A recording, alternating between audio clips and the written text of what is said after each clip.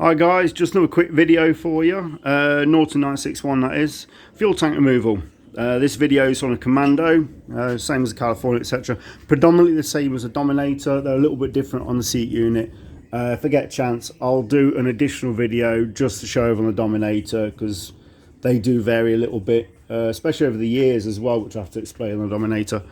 But yeah, first point, I mean, many of you guys now take a tank off. This is probably more for a new owner or someone that's just dragged his bike out for the first time because it started riding season, battery's shot, you got to take the tank off to replace it. Can be a bit daunting. In case they don't know, tucked away as standard, there is a charging socket. So that tucks up there. Your battery is situated on the right hand side of the motorcycle behind the fuel tank. So if you've got to change the battery, no two ways about it, tank's coming off. Sounds daunting, but compared to a lot of modern bikes, it's a real cinch. It's dead easy. First top tip, the top yoke, this is really sharp on this lower edge, and bringing the tank off, there's a strong possibility you will catch that corner, and that's going to make a right mess of your paint. So lots of low tack masking tape all around this edge, all on the radius, down here, all around there. Put loads on. It's only masking tape, costs sod all, but compared to the paint on your bike. Tool wise, start off at the front. Can't see it with the camera, where am I? There we go. 6mm Allen key, bolt each side. When putting these back in, don't get too carried away, tighten them up. Just a nice little nip up, it's fine. If you get too carried away, you can end up with the metal insert in the fuel tank can start to spin where you try and take the tank off next time. If that happens, whole world of pain. It's got to be ragged off, no real two ways about it, and then try and effect a repair of some description. So a light nip up, and I recommend a bit of lubricate, a bit of grease on there. I use Silk Clean RG2, a little dab of that, just prevents them from grabbing onto the insert. So 6mm Allen key both sides. Now you come down to your seat. There's a 5mm Allen key each side of the seat unit. For this, I recommend using a ball-ended Allen key. If you use a straight one, there's a good chance that you'll catch the seat cover in here and damage it because it slightly overhangs. So use a ball-ended Allen key there. Same each side. Once you took them out, the seat pad will lift up and away.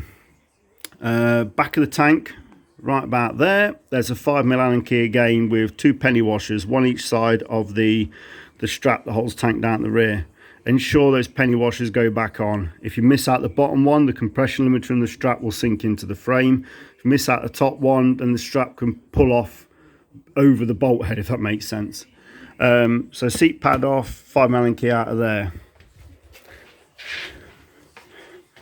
Other side of the bike, you've got two pipes here. One is a vent for the tank, the other one's a water drain, so any water or anything gets under the tap, that will drain away. Doesn't matter which way around you get these going back on, they're equal lengths, they both run the same route on the bike, and they both go out to atmosphere on the old Euro 3 bikes. Euro 4 goes to the EVAP, if I remember rightly. But if you've got two, easy, pull one off that side on that one, and the other one that way, then you know they're going back on the same. That's the other 6mm bolt there.